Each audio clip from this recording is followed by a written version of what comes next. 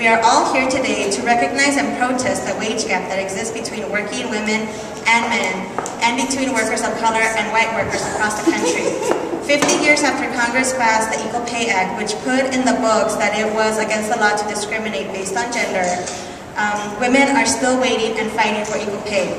For the first time in many years, the gap is actually widening for women and people of color at all levels of education and across all occupations. Nationally, women working full-time year-round get paid 77 cents to every dollar that men make. For African American women and Latinas, the gap is even wider. 69 cents for African American women and 60 cents for Latinas. In Colorado, women are doing a little bit better, earning 79 cents compared to men. The typical woman loses $431,000 in pay over a 40-year career. Over their careers, that means less money to make ends meet and achieve economic security.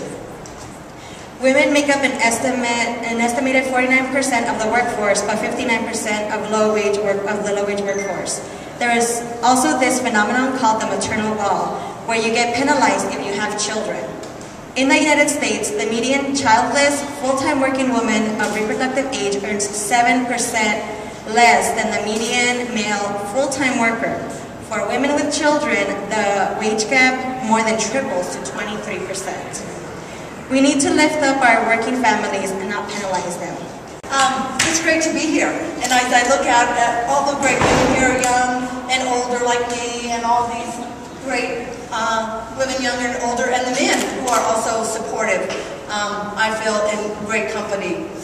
So, I look back here and I see the 50 years. It has been 50 years. I'm thinking I was 2 years old when this was passed in 1963.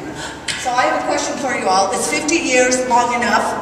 Yes. Yeah, I think it's long enough and overdue. So, we are here today, together, to say it's not okay for women to continue to earn only 77 cents for every dollar that their male counterparts earn. This pay disparity is felt even more strongly, as we've heard, by women of color. African American women. And I think these statistics are so stark that they should be repeated. And so I'm going to repeat them again. African American women are paid 68 cents on the dollar, and Latinas are paid 60 cents on the dollar.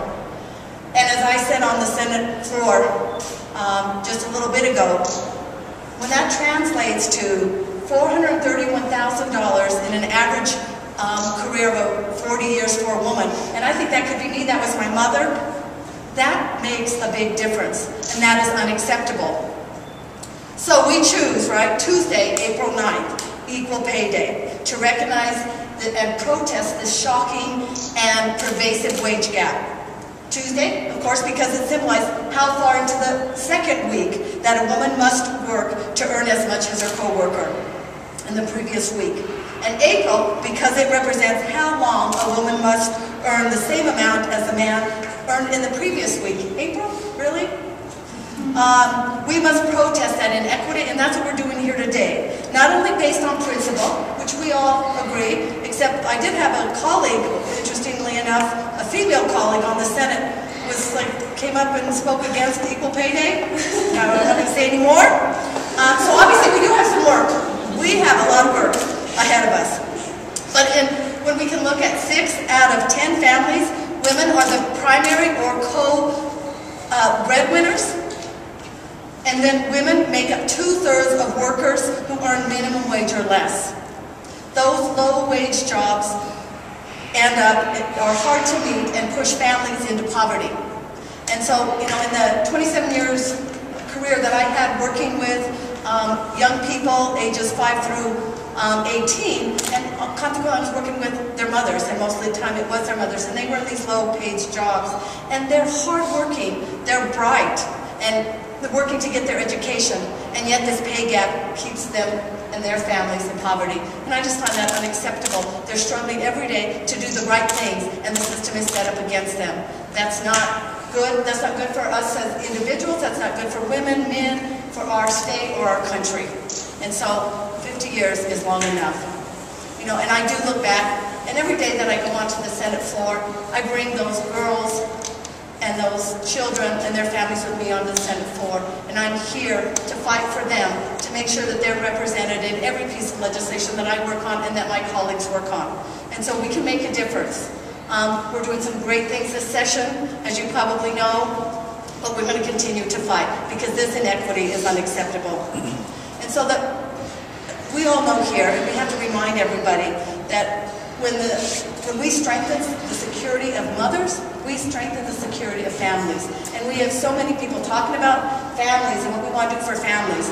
Well, what we do for families, we need to do for our mothers because that will strengthen those families. So, one other...